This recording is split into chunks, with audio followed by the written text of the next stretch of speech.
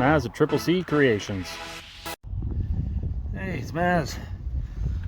Well, guess what? I'm laying underneath the 83. And somebody saw the first of this channel's post.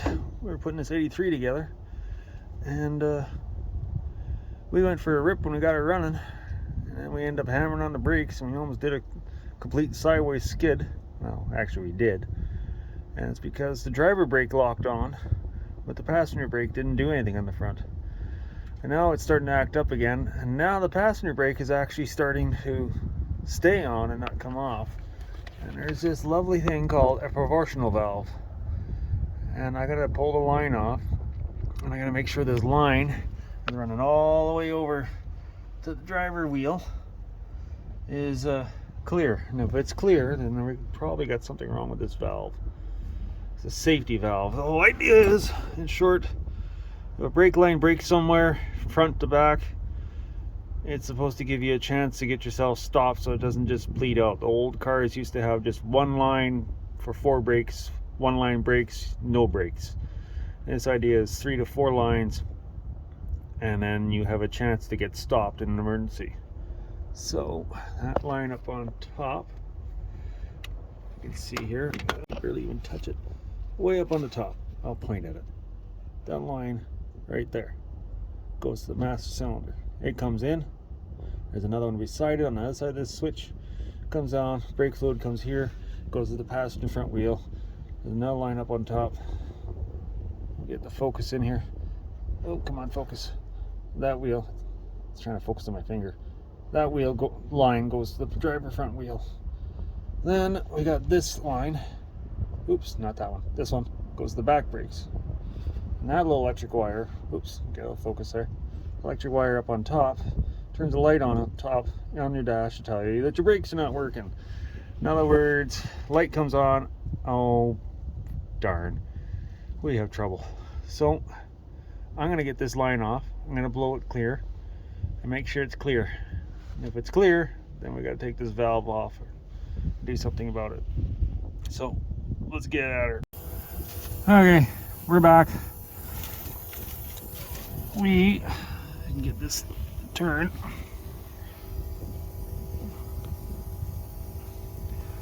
I disconnected the line from that proportional valve. So this is the left front wheel that it's locking on now. I opened up the bleeder, a little bit of air, trapped air came out of it. I couldn't get it to bleed properly. This is a whole new caliper now, because I had issues with the caliper too, but it seems to be there's more than a seized up caliper. So I'm gonna blow air backwards through it and see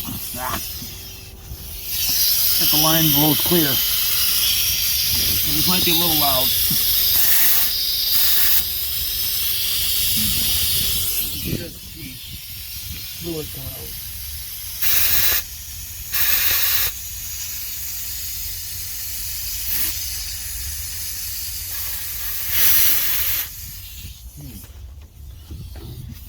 Doesn't seem like there's a lot coming out there. Take this bleeder right off. This is a brand new caliper on this side. Not even a week old. And we're still having issues bleeding it. So let's put this in a nice safe spot. Try this again.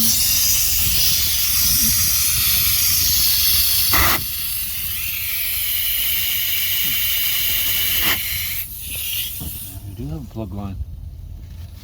I'm not seeing anything. Get a different spot here.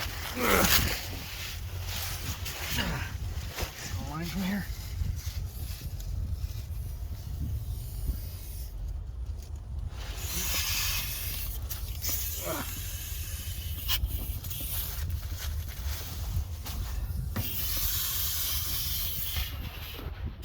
Should see fluid or air, something coming out of that line down there.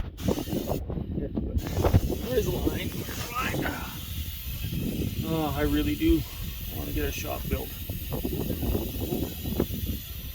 I see something there. There we go.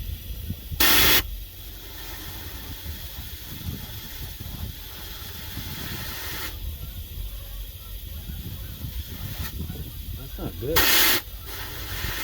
That should be come pouring out of there like crazy. I do have a plugged up line. But where?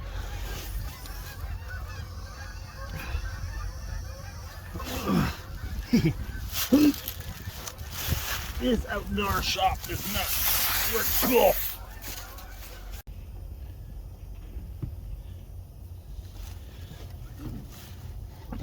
Okay, you guys watch that while I put air pressure to it, and you tell me if anything comes out.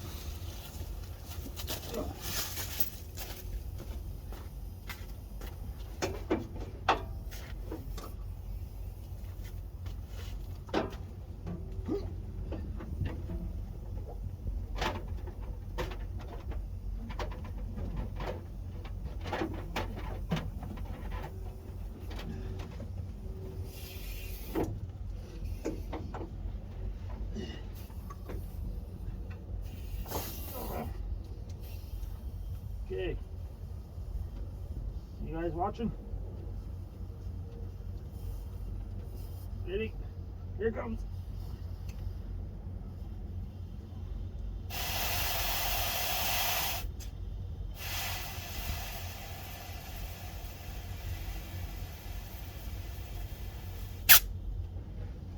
Anything come out? Here ya.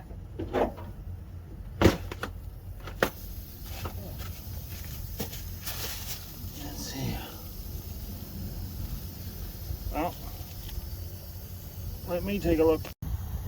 Well, to my surprise, I didn't see any brake fluid come out, and as far as I can tell, you guys didn't see any brake fluid come out. So we got a new caliper. Once the hose is collapsed, I have seen these before. These rust inside and pinch the hose off. But it doesn't look rusty or anything. Well, let's take this wheel off. Make it way easier. So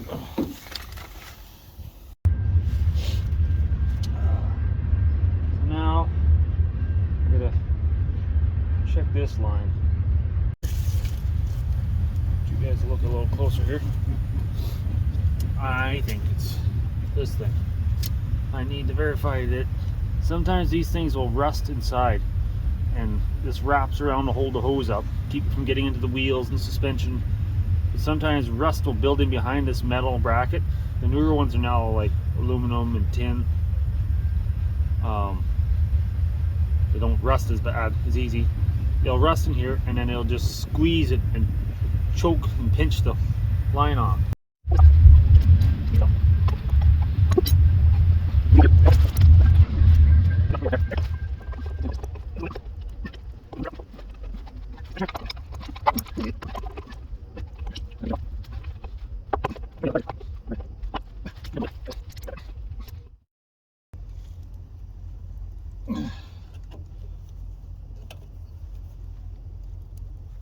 Oh yeah.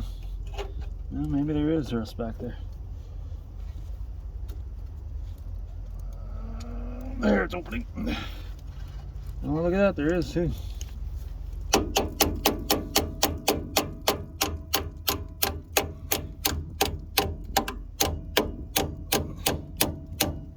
Okay, now let's try some air again. See if it blows through.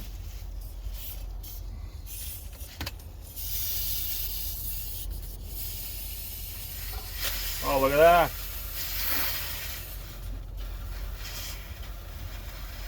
You can hear the air coming out. Much better. Well, see, there we go.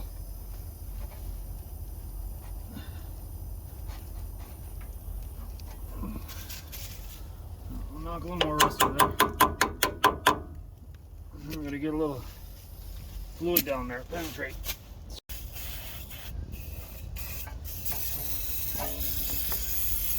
Let that soak in there for a while.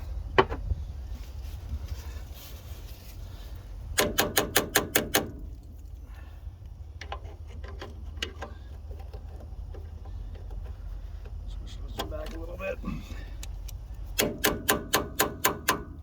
I mean, the brake hose is in good shape. There's absolutely no cracks in it at all. It's in extremely good shape for its age. So this is not the first time I've had this happen, like or come by this kind of thing. So I'm gonna hook that line back up again. Now we got it clear, and we'll try bleeding it. So yeah, that's for anybody out there that works on this kind of stuff. You get some weird, your brakes are sticking on, you're having a hard time bleeding things,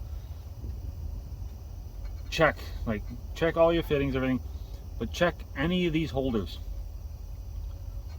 They could rust just like this one, and it just pinches that hose and the fluid can't get through, or when the fluid finally gets through under high pressure, it can't get back and the brake sticks on. That's what was starting to happen here. Okay, go hook that line up and then we'll see if we can bleed her out. Okay, now I got the line hooked back up on that valve, proportional valve underneath, and I'm just letting it gravity feed. Sometimes in these old systems, as long as you, especially if you don't have ABS and all that, just open up the bleeder and just put a pan underneath or something, walk away, make sure your reservoir is full of fluid and that you got a cap on. Top up your fluid, keep her full, but leave the lid just open enough to get air in, because air will actually hold the fluid back from coming out. And as you can see, the fluid's right there, and that usually gets about 90%. It's dripping now. That usually gets about 90% of the air out, especially if you're bleeding by yourself. So we'll just close this one up.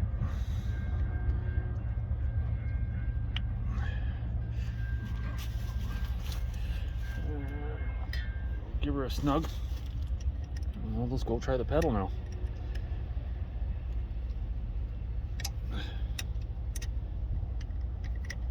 I'm gonna get on the right side of this thing. Okay.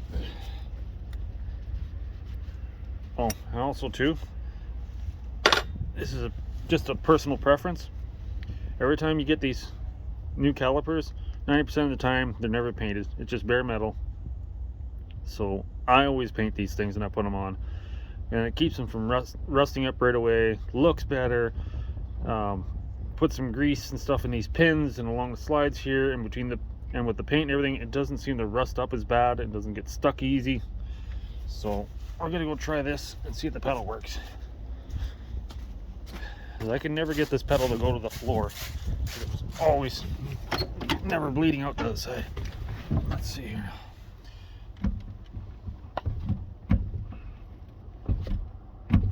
Hold it, see if it fades away. I don't feel it moving. If a pedal goes straight to the floor, it's probably got an air leak in it somewhere. It doesn't feel spongy. We'll start up here.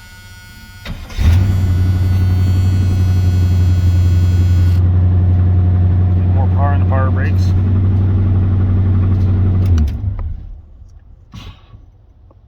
Feels pretty good actually.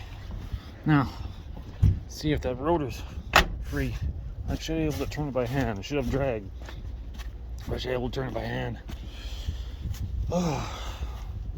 Let's do that. Oh, hold on here a sec.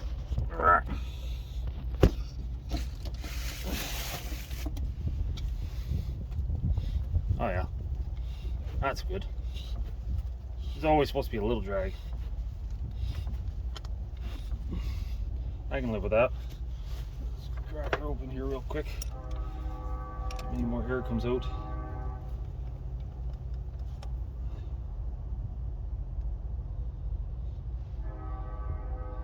And a couple of tiny little bubbles.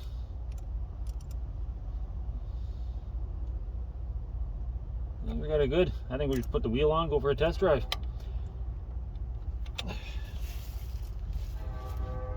Eventually I want to replace all the brake lines in this truck, just cause, well, some of the lines are rusty in the back.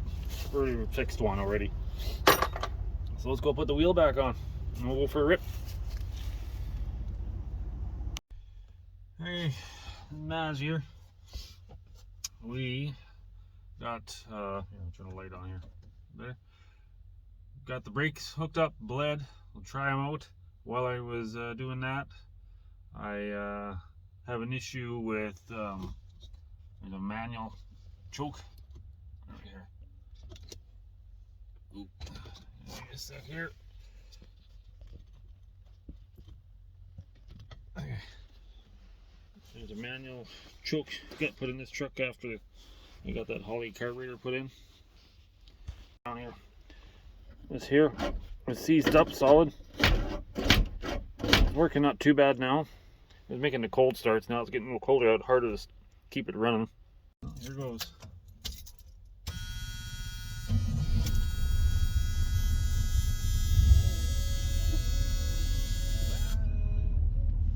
Let's see if the high idle works.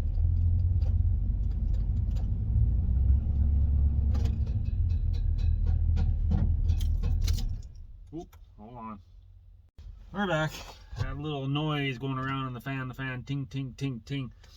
I guess with my big feet stuck underneath the thing there, I knocked the hose off the overflow tank in the rad. We should be good now. Woo! Let's give her. Now, if you guys can't see anything, oh, hold on here. Maybe I'll turn the interior light on for a second. There we go. How's that?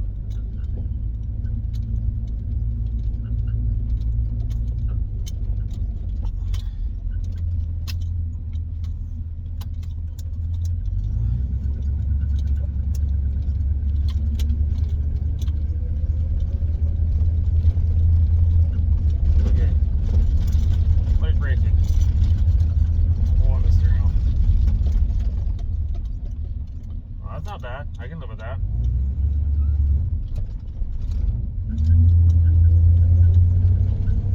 Try again.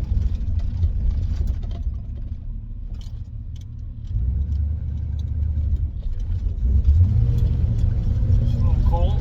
Now for the big test. Come on. Get up to speed and log her up.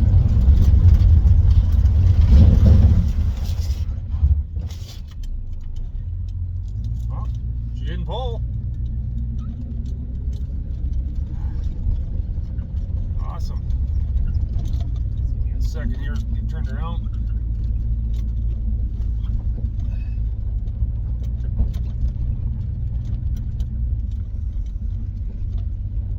Now we have to try something here. Just warm it up a little bit.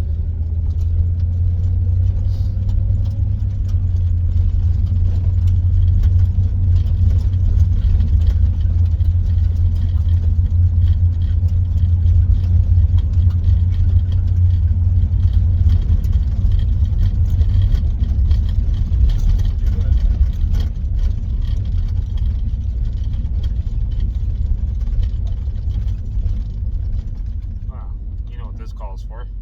I've never been able to do this because the brakes weren't working right. See what she does here.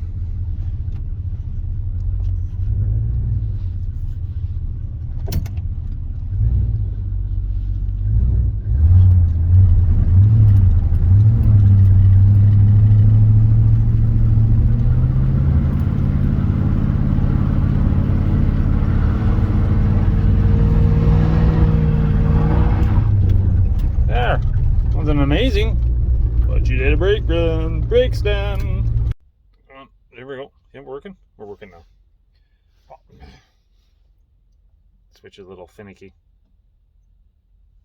Okay. Stay on. Okay.